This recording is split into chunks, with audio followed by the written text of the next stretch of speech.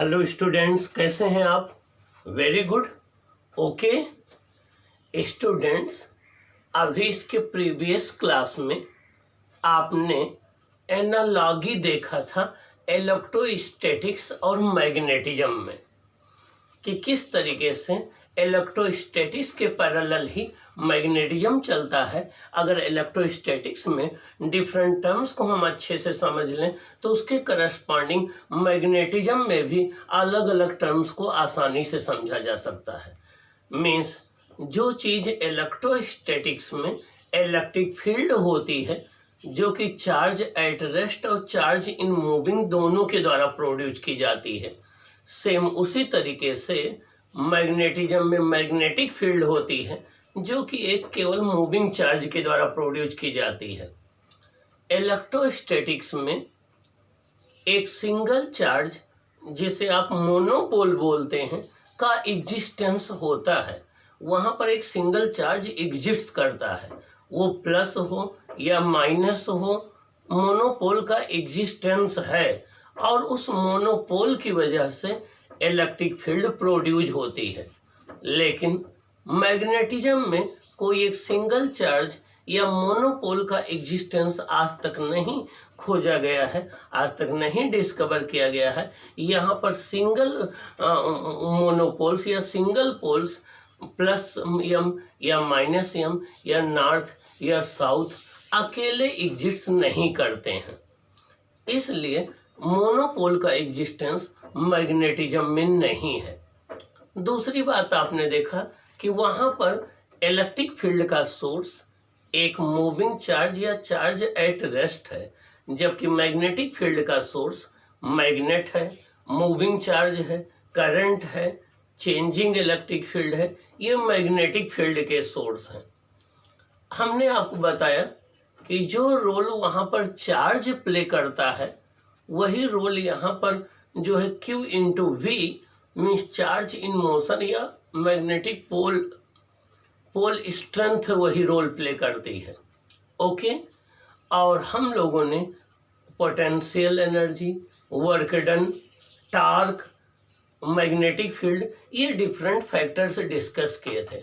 अब हम देखेंगे, और आपको ये भी बताया था कि जो चीज़ इलेक्ट्रोस्टैटिक्स में कूलम्स लॉ है, मीन्स कूलम्स लॉ के हेल्प से हम किसी पॉइंट चार्ज का जो है इलेक्ट्रिक फील्ड फाइंड आउट करते हैं या चार्ज एलिमेंट का इलेक्ट्रिक फील्ड फाइंड आउट कर सकते हैं, दो चार्ज के बीच में फोर्स फाइंड आउट कर सकते हैं।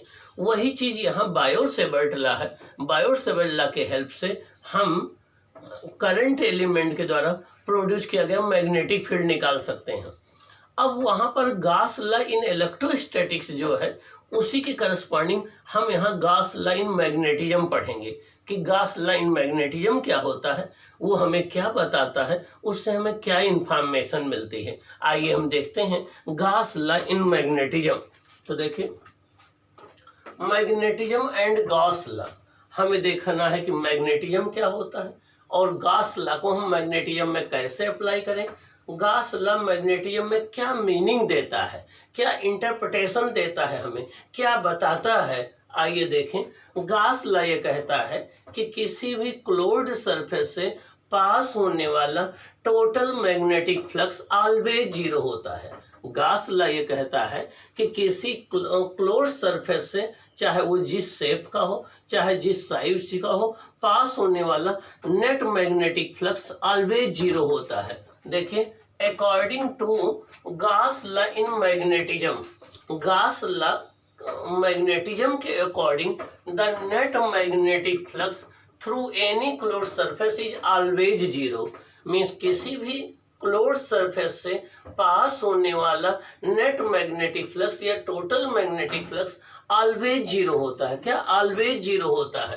According to Gauss law in magnetism the net magnetic flux through any closed surface is always zero. किसी भी क्लोज्ड सरफेस से पास होने वाला net magnetic flux always zero होता है।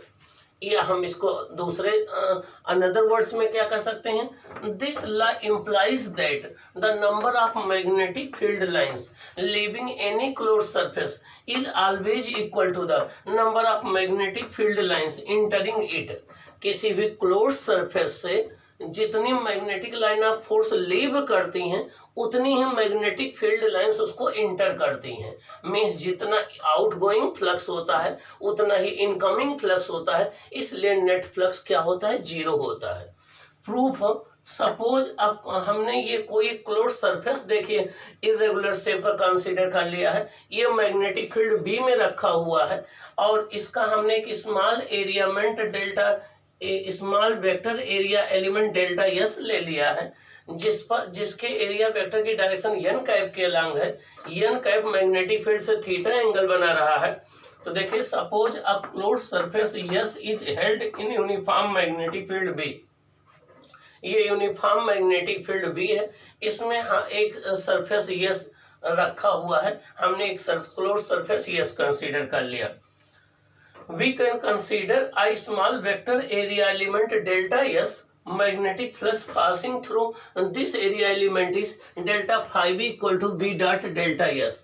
हमने क्या किया, इस एरिया वेक्टर से इसमें से एक एरिया एलिमेंट डेल्टा एस ले लिया। डेल्टा एस एरिया वेक्टर से पास होने वाला मैग्नेटिक फ्लक्स जो है उसको हमने डेल्टा फाई बी कंसीडर किया। तो delta phi B equal to हो जाएगा vector B dot vector delta S, B dot delta S हो जाएगा। अब अगर हम टोटल फ्लक्स फाइंड आउट करना चाहें तो ऐसे कंप्लीट एरिया को हम छोटे छोटे delta S delta S delta S में डिवाइड कर लें और सभी से पास होने वाले फ्लक्स को अलजेब्राइक सम कर लें, तो हमारा टोटल फ्लक्स आ जाएगा summation all surface delta phi B equal to summation all B dot delta S. और ये किसके बराबर होता है, जीरो के बराबर होता है। किसके बराबर होता है, जीरो के बराबर होता है। अगर हम डेल्टा एरिया एलिमेंट को वेरी स्मॉल ले लें तो ये समेशन इंटीग्रेशन के फॉर्म में आ जाता है। फिर ये जाता है if we take a very small area element, अगर हम very small area element delta S की जगह पर डीएस ले लें, डीएस ले लें तो हमारा नेट फ्लक्स हो जाएगा phi B equal to closed integration closed surface integration B dot D S equal to क्या आ जाएगा, जीरो आ जाएगा। Phi B equal to closed surface integration, यहाँ यस का मतलब सरफेस इंटीग्रेशन है, यहाँ सर्कल का मतलब क्लोज्ड इंटीग्रेशन है। B dot D S equal to क्या हो जाएगा, जीरो हो जाएगा। अब डेल्टा एस के प्लेस पर डी एस आ गया। ये जो इक्वेशन है इसको हम Maxwell second equation of electromagnetism कहते हैं। ये मैक्सवेल का सेकंड इक्वेशन भी कहलाता है, अभी आगे हम डिस्कस करेंगे। इसको हम मैक्सवेल सेकंड इक्वेशन भी बोलते हैं, मैक्सवेल सेकंड इक्वेशन। अभी आगे हम डिस्कस करेंगे इलेक्ट्रोमैग्नेटिक वेव्स में। तो देखिए मैक्सवेल ये सेकंड इक्वेशन कहलाता है। तो phi equal to closed integration B dot D S equal to zero हो गया। अब अगर हम जरा इलेक्ट्रोस्टैटिक्स में चले जाएं, वहां पर अगर हम गॉस लॉ की बात करें तो वहां पर गॉस लॉ इन इलेक्ट्रोस्टैटिक्स हुआ करता था phi E equal to closed integration E dot D S equal to Q enclosed upon epsilon naught. अब यहाँ पर देखिए, यहाँ पर जीरो नहीं है। इलेक्ट्रोस्टैटिक्स में राइट हैंड साइड जीरो नहीं है, लेकिन यहाँ मैग्नेटोस्टैटिक्स में राइट हैंड साइड जीरो है। ऐसा कब पॉसिबल है? आइए हम पहले अच्छा गॉस लाइन इलेक्ट्रोस्टैटिक्स की बात करें। अगर हम ये मान लें कि जिस सरफेस से हम इलेक्ट्रिक फ्लक्स निकाल रहे हैं, अगर हम ये कंसीडर कर लें कि जिस सरफेस से हम इलेक्ट्रिक फ्लक्स कैलकुलेट कर रहे हैं उसमें एक डाइपोल इंक्लूडेड है, उसमें एक इलेक्ट्रिक डाइपोल इंक्लूडेड है, तो आपको पता है कि electric dipole two equal and opposite charges से मिलकर बना होता है। तो उस केस में क्यू इंक्लूड कितना आ जाएगा, जीरो आ जाएगा। तो यहाँ पर जीरो आ जाएगा, तो ई डॉट डी एस भी क्या आ जाएगा, जीरो आ जाएगा। क्या आ जाएगा, जीरो आ जाएगा। इसका मतलब ये हो गया कि अगर हम सबसे सिंपलेस्ट स्ट्रक्चर किसी भी सरफेस के अंदर जो इंक्लूड है वो अगर हम एक डाइपोल मान लें तो उस केस में यहाँ भी जीरो आ जाएगा, यहाँ भी जीरो आ जाएगा, दोनों सिमेट्रिक हो जाएंगे। क्या हो जाएंगे, दोनों सिमेट्रिक हो जाएंगे। इसका ये मतलब हो गया कि यहाँ पर मैग्नेटोस्टैटिक्स में जो सबसे सिंपलेस्ट स्ट्रक्चर किसी क्लोज सरफेस के अंदर हो सकती है वो मैग्नेटिक डाइपोल हो सकती है। और मैग्नेटिक डाइपोल में दोनों की इक्वल पोल स्ट्रेंथ होती है, अपोजिट होती है। तो यहाँ पर टोटल पोल स्ट्रेंथ हम लेंगे तो वो 0 आ जाएगा, इसीलिए यहाँ पर नेट फ्लक्स क्या आ जाएगा, 0 आ जाएगा। तो देखिए, if an electric dipole be enclosed by the surface, अगर किसी सरफेस के अंदर सबसे smallest structure electric dipole enclose हो, equal and opposite charges add up to 0, तो इक्वल अपोजिट चार्जेस ऐड होकर के क्या आ जाएगा, 0 आ जाएगा। Therefore phi E would be 0, इसलिए नेट फ्लक्स क्या आ जाएगा, 0 आ जाएगा। द फैक्ट मीन्स ये कह रहे हैं कि अगर हम जिस क्लोज सरफेस से इलेक्ट्रिक फ्लक्स फाइंड आउट करना चाहते हैं, अगर उसके अंदर सबसे सिंपलेस्ट स्ट्रक्चर हम इलेक्ट्रिक डाइपोल मान लें, तो इलेक्ट्रिक डाइपोल में क्यू इंक्लूड 0 आ जाएगा, क्योंकि इलेक्ट्रिक डाइपोल -q + q से मिलकर बना होता है, तो टोटल चार्ज 0 आ जाएगा। तब दोनों सिमिलर हो जाएंगे, ठीक ना। इसका मतलब यहाँ पर तो सबसे स्मॉलेस्ट स्ट्रक्चर डाइपोल नहीं है, लेकिन यहाँ पर सबसे स्मॉलेस्ट स्ट्रक्चर डाइपोल है। आगे देखिए, the fact that phi B equal to 0 indicate that the simplest magnetic element is the dipole और करंट लूप। यहाँ पर ये 0 होना ये प्रूव करता है कि जो सबसे सिंपलेस्ट मैग्नेटिक एलिमेंट होता है या मैग्नेटिक स्ट्रक्चर होती है, वो कोई एक डाइपोल या करंट लूप होता है, वो कोई एक डाइपोल या करंट लूप होता है। The isolated magnetic poles called magnetic monopoles do not exist. और ये भी प्रूव करता है कि एक आइसोलेटेड मैग्नेटिक पोल्स जिनको हम मोनोपोल्स कहते हैं वो एग्जिस्ट नहीं करते हैं। गॉस लॉ इन मैग्नेटिज्म ये प्रूव करता है कि सबसे सिंपलेस्ट मैग्नेटिक एलिमेंट एक मैग्नेटिक डाइपोल या करंट लूप होता है, और एक सिंगल पोल जिसे हम मैग्नेटिक मोनोपोल्स कहते हैं उसका एग्जिस्टेंस नहीं है। आगे इसका मतलब क्या हुआ कि all the magnetic phenomena can be explained in the terms of an arrangement of magnetic dipoles और करंट लूप। जितनी भी मैग्नेटिक फिनोमेना है उनको हम एक्सप्लेन करने के लिए हम एक सपोज कर सकते हैं कि कई मैग्नेटिक डाइपोल्स हैं और वो अरेंज्ड होकर के बने हुए हैं। मीन्स मैग्नेटिक डाइपोल्स के अरेंजमेंट के टर्म में या करंट लूप्स के अरेंजमेंट के टर्म में हम जितनी भी मैग्नेटिक फिनोमेना हैं उनको एक्सप्लेन कर सकते हैं। जितनी भी मैग्नेटिक फिनोमेना हैं उनको हम simplest magnetic element magnetic dipole या करंट लूप मान करके उनको एक्सप्लेन कर सकते हैं। आपको पता है कि जितने भी करंट लूप हैं सब मैग्नेटिक डाइपोल की तरह बिहेव करते हैं, उनका खुद का अपना मैग्नेटिक डाइपोल मोमेंट होता है, खुद की मैग्नेटिक फील्ड भी होती है। तो जितनी भी मैग्नेटिक फिनोमेना है उनको एक्सप्लेन करना चाहते हैं तो उनको हम मैग्नेटिक डाइपोल्स के अरेंजमेंट के रूप में या करंट एलिमेंट के अरेंजमेंट के रूप में एक्सप्लेन कर सकते हैं। अब आइए हम देखें कि गॉस थ्योरम से मैग्नेटिज्म में हमें क्या रिजल्ट स्टेब्लिश्ड हुआ, क्या कंक्लूजन निकला। गॉस लॉ इन मैग्नेटिज्म जो हमने पढ़ा उससे क्या कंक्लूजन निकला, क्या रिजल्ट स्टेब्लिश हुआ, क्या फैक्ट हमें पता लगा, हम ये देखेंगे। आइए देखते हैं। अब हम देखेंगे स्टूडेंट्स कि गॉस लॉ से क्या कंक्लूजन, क्या रिजल्ट स्टेब्लिश्ड होता है। आइए देखें क्या कंक्लूजन या क्या रिजल्ट स्टेब्लिश्ड होगा। Conclusion from the Gauss law, Gauss theorem से हमें क्या रिजल्ट स्टेब्लिश्ड होता है ये हमें देखना है, या क्या कंक्लूजन स्टेब्लिश होता है ये हम देखेंगे। आइए देखें, Gauss theorem in magnetism establish that. Means जो गॉस थ्योरम हम मैग्नेटिज्म में स्टडी करते हैं उससे कुछ रिजल्ट स्टेब्लिश्ड होते हैं, कुछ कंक्लूजन हम ड्रा कर सकते हैं। आइए देखें क्या कंक्लूजन ड्रा कर सकते हैं। Isolated magnetic poles called monopoles do not exist.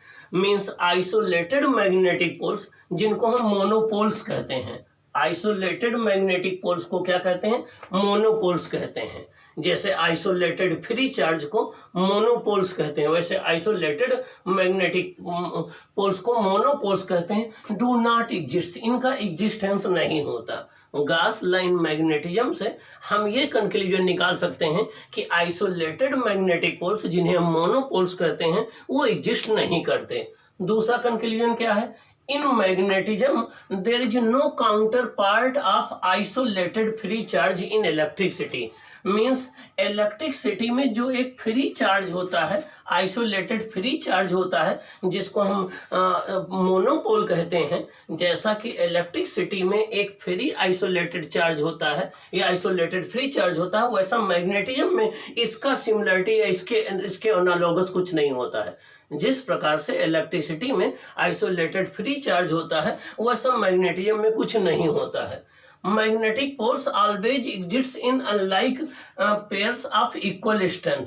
Magnetic poles जहां कहीं भी वो एग्जिस्ट करेंगे, वो हमेशा अनलाइक पेयर में होंगे और इक्वल स्ट्रेंथ के होंगे। तो मैग्नेटिक पोल्स हमेशा अनलाइक पेयर्स में होंगे और इक्वल स्ट्रेंथ में एग्जिस्ट करेंगे।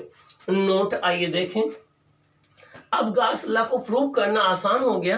अब अगर हम नेट फ्लक्स कंसीडर करें तो फाई बी इक्वल टू हो जाएगा closed surface integration B dot D S equal to हो जाएगा mu naught into M enclosed. यहाँ यम इंक्लोज्ड क्या है? यम यहाँ पर पोल स्ट्रेंथ है। यम क्या है? यहाँ पर स्मॉल यम क्या है? यहाँ पर पोल स्ट्रेंथ है। तो ये हो जाएगा म्यू नॉट, नॉर्थ पोल की पोल स्ट्रेंथ प्लस एम हो गई, साउथ की माइनस एम हो गई, तो ये हो जाएगा जीरो। नॉर्थ पोल की पोल स्ट्रेंथ को प्लस एम से डिनोट करते हैं, साउथ पोल की पोल स्ट्रेंथ को माइनस एम से डिनोट करते हैं, zero. Where M is the strength of north pole, minus M is the strength of south pole of the same magnet. अगर किसी क्लोज सरफेस के अंदर एक मैग्नेटिक डाइपोल इनक्लोज्ड है और जिसके साउथ पोल की पोल स्ट्रेंथ माइनस एम है, नॉर्थ पोल की प्लस एम है, तो नेट मैग्नेटिक फ्लक्स क्या आ जाएगा? जीरो आ जाएगा। इसका मतलब जितनी magnetic line of force enter करेंगे उस सरफेस में, उतनी ही magnetic line of force leave करेंगे। तो जितना इंटरिंग फ्लक्स होगा उतना आउटगोइंग फ्लक्स होगा। इंटरिंग फ्लक्स को निगेटिव लेते हैं, आउटगोइंग फ्लक्स को पॉजिटिव लेते हैं, तो नेट फ्लक्स आपका क्या हो जाएगा? जीरो हो जाएगा। क्या हो जाएगा? जीरो हो जाएगा।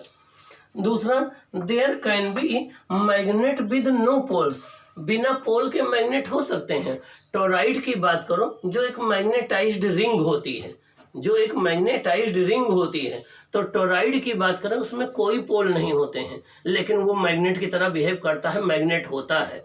ऐसे सेम पोल के मैग्नेट हो सकते हैं, थ्री पोल्स के मैग्नेट हो सकते हैं। ये फॉल्ट मैग्नेटाइजेशन की वजह से होता है। जब हम मैग्नेटाइजेशन करने लगते हैं मटेरियल का मैग्नेट बनाने के लिए, तो फॉल्ट मैग्नेटाइजेशन की वजह से सेम पोल के मैग्नेट हो सकते हैं, थ्री पोल के मैग्नेट हो सकते हैं, नो पोल के मैग्नेट हो सकते हैं, लेकिन सिंगल पोल के मैग्नेट नहीं हो सकते हैं। तो देखिए, there can be magnet with the no poles. बिना पोल के मैग्नेट हो सकते हैं। For example, a magnetized ring. एक मैग्नेटाइज्ड रिंग को हम टोराइड कहते हैं। टोराइड एक मैग्नेटाइज्ड हॉलो रिंग होती है। Do not have poles although it has properties of a magnet. एक मैग्नेटाइज्ड रिंग जिसको आप टोराइड कहते हो, उसके अंदर मैग्नेटिक प्रॉपर्टी होती है, वो मैग्नेट तरह बिहेव करती है, बट उसमें कोई पोल्स नहीं होते हैं, इसीलिए टोराइड का मैग्नेटिक डाइपोल मोमेंट जीरो होता है। आइए देखें, ये आपके थ्री पोल्स के मैग्नेट बन सकते हैं, दो सेम पोल के मैग्नेट बन सकते हैं। ऐसा फाल्टी डिजाइन की वजह से होता है। Magnet with similar poles or three poles can exist but of a single pole does not exist. Same pole के या थ्री पोल के मैग्नेट एग्जिस्ट कर सकते हैं, लेकिन सिंगल पोल के मैग्नेट्स नहीं एग्जिस्ट करते हैं। ओके, अगला पॉइंट हम पहले डिस्कस कर चुके हैं, एक बार फिर मैं रिमाइंड कर दे रहा हूं। We have discussed one fundamental difference between electrostatics and magnetism. Magnetism और इलेक्ट्रोस्टैटिक्स में एक फंडामेंटल डिफरेंस अब हम जान गए। क्या? In electricity and isolated free charge exist while in magnetism and isolated magnetic poles do not exist. Electricity में एक आइसोलेटेड फ्री चार्ज एग्जिस्ट करता है, जबकि मैग्नेटिज्म में आइसोलेटेड मैग्नेटिक पोल, जिन्हें मोनोपोल कहते हैं, do not exist. The simplest magnetic structure that can exist is only magnetic dipole or current loop। सबसे जो सिंपलेस्ट मैग्नेटिक स्ट्रक्चर हो सकती है, वो कोई एक मैग्नेटिक डाइपोल हो सकती है या कोई एक करंट लूप हो सकता है। This is unlike current loop characterized by magnetic dipole moment. और किसी मैग्नेटिक डाइपोल को या किसी करंट लूप के बिहेवियर को एक्सप्लेन करने के लिए हमें हर एक बार मैग्नेट से, हर एक करंट लूप के साथ एक मैग्नेटिक डाइपोल मोमेंट एसोसिएट करना पड़ेगा, जिसको हम वेक्टर m से डिनोट करते हैं। तो जिस तरीके से वहाँ चार्ज के हेल्प से Q का रोल होता है इलेक्ट्रिसिटी में, वैसे यहाँ कैपिटल M का रोल होता है जो एक वेक्टर क्वांटिटी है मैग्नेटिज्म में, क्योंकि हर एक बार मैग्नेट का, हर एक करंट लूप का, हर एक कॉइल का अपना मैग्नेटिक डाइपोल मोमेंट होगा। Characterized by magnetic dipole moment vector m, this is unlike a scalar that characterized the electricity। करें इलेक्ट्रिसिटी में जो यूनिट है चार्ज है जो कि स्केलर क्वांटिटी है, लेकिन यहाँ मैग्नेटिक डाइपोल मोमेंट है जो एक वेक्टर क्वांटिटी है। अब एक बात और, जब आप किसी इलेक्ट्रिक डाइपोल को इलेक्ट्रिक फील्ड में रखते हो तो उस पर एक टार्क एक्ट करने लगता है, tau equal to P sine theta. उस टार्क की वजह से वो इलेक्ट्रिक डाइपोल अलाइंड करना चाहता है इलेक्ट्रिक फील्ड में। ठीक उसी तरीके से जितने भी बार मैग्नेट हैं या करंट लूप हैं, उनको हम अगर एक मैग्नेटिक फील्ड में रख देते हैं तो उन पर एक मैग्नेटिक टार्क लगता है। उस मैग्नेटिक टार्क की वजह से वो अपने को रोटेट कर करके मैग्नेटिक फील्ड के डायरेक्शन में अलाइंड करना चाहते हैं। तो जब किसी मैग्नेट को आप फ्रीली सस्पेंड कर देते हो तो उसका नॉर्थ साउथ डायरेक्शन में आके ठहर जाना वो इसी वजह से होता है कि जब आप किसी मैग्नेट को फ्रीली सस्पेंड करते हो तो वो अर्थ के मैग्नेटिक फील्ड में होता है। अर्थ के मैग्नेटिक फील्ड की वजह से उस पर एक मैग्नेटिक टार्क लगता है और वो मैग्नेटिक टार्क उसको रोटेट करके लाके नॉर्थ साउथ डायरेक्शन में ठहरा देता है, जिसको आप डायरेक्शनल प्रॉपर्टी ऑफ मैग्नेट कहते हो। तो किसी मैग्नेट की जो डायरेक्शनल प्रॉपर्टी है उसका रीजन ये है कि जब किसी मैग्नेट को हम फ्रीली सस्पेंड कर देते हैं तो वो अर्थ के मैग्नेटिक फील्ड में होता है और वो एक बार मैग्नेट है तो उस पर एक मैग्नेटिक टार्क लगता है। वो magnetic torque tau equal to M B sine theta होता है। उस मैग्नेटिक टार्क की वजह से वो मैग्नेट रोटेट कर करके आकर के नॉर्थ साउथ डायरेक्शन में ठहर जाता है। तो किसी मैग्नेट की जो डायरेक्शनल प्रॉपर्टी है वो मैग्नेटिक टार्क की वजह से होती है। ऐसे ही जब आप ओस्टेड एक्सपेरिमेंट डिस्कस करते हैं तो उसमें जो कंपास निडल डिफ्लेक्ट हो जाती है वो मैग्नेटिक टार्क की वजह से, जो टार्क उस पर एक्ट करता है उसकी वजह से ऐसा होता है। दूसरे, जब हम किसी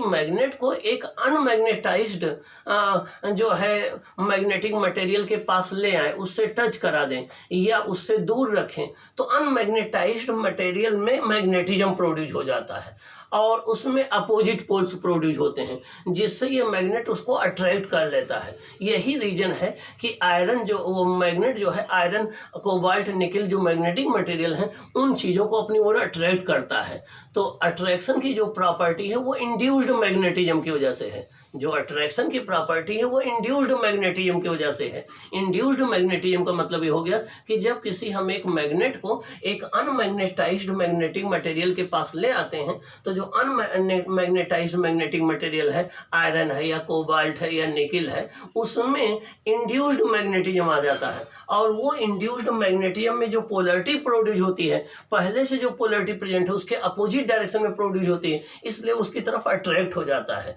तो जो मैग्नेट की अट्रैक्शन प्रॉपर्टी है वो इंड्यूस्ड मैग्नेटिज्म की वजह से होती है और जो डायरेक्शनल प्रॉपर्टी है वो किसी मैग्नेट पर एक्ट करने वाले टार्क की वजह से होती है, इसलिए वो अपने को रोटेट करके मैग्नेटिक फील्ड के डायरेक्शन में अलाइंड कर लेता है। ओके, तो ये रहा गॉस लाइन मैग्नेटिज्म, ये रहा उसका रिजल्ट। अभी हमने बताया कि Gauss line magnetism closed integration B dot D S equal to 0 को हम मैक्सवेल सेकंड इक्वेशन बोलते हैं इलेक्ट्रोडायनामिक्स का, जो हम आगे डिस्कस करेंगे। ये प्रूव करता है कि मैग्नेटिक मोनोपोल एग्जिस्ट नहीं करते हैं। ओके।